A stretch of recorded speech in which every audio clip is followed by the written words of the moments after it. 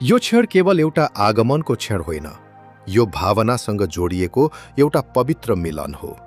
वर्षौंपछि आफ्नै जन्मभूमिको पवित्र माटोमा गुरुज्यूको आगमन हुँदै गर्दा उहाँसँगै लामबद्ध भएर अघि बढिरहेका सङ्घ भक्तजनहरू, सवारीहरू र मोटरसाइकलहरूको यो यात्रा मानौ श्रद्धा, प्रेम र भक्तिको एउटा मौन यात्रा जस्तै देखिन्छ, जहाँ हरेक मनमा एउटै अनुभूति छ, जन्मभूमिमा गुरुचरणको पुनः आगमन, एक अविस्मरणीय पावन क्षण।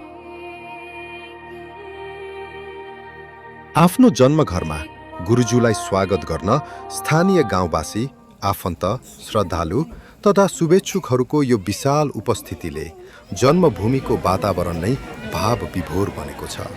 कसैको आँखामा उत्साह, कसैको हृदयमा श्रद्धा, कसैको मुखमा स्वागतको मुस्कान, तर सबैको भाव एउटै, गुरुज्यू आफ्नै जन्मभूमिमा यहाँलाई हार्दिक स्वागत छ। यो भिड केवल मानिसहरूको भिड होइन, यो त आफ्नोपन, श्रद्धा र प्रेमले जोडिएका मैत्री भूमिवासीहरूको हृदयहरूको सङ्गम हो। त्यही घर जहाँ बाल्यकालका स्मृतिहरू जोडिएका छन्, जहाँबाट जीवन यात्राका अनगिन्ती अध्यायहरू सुरु भएका थिए। सबैभन्दा भावुक क्षण, गुरुज्यू आफ्नो आमासँग भेट गर्नुहुन्छ। आमा र सन्तान बीचको त्यो मिलनलाई शब्दहरूले पूर्ण रूपमा व्यक्त गर्न सक्दैनन्।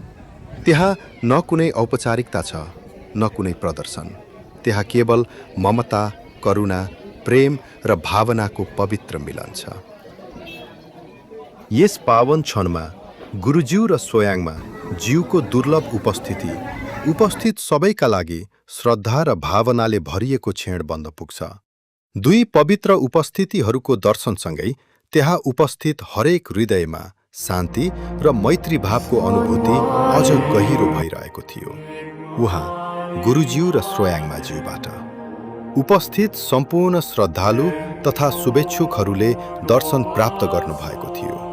त्यो क्षणमा कोही मौन छन्, कोही भाव विभोर छन्, कोही श्रद्धाले नतमस्तक छन्, तर हरेक हृदयमा एउटा अनुभूति जागिरहेको थियो, मैत्री भाव, मैत्री भूमि, सर्व मैत्री मङ्गलम।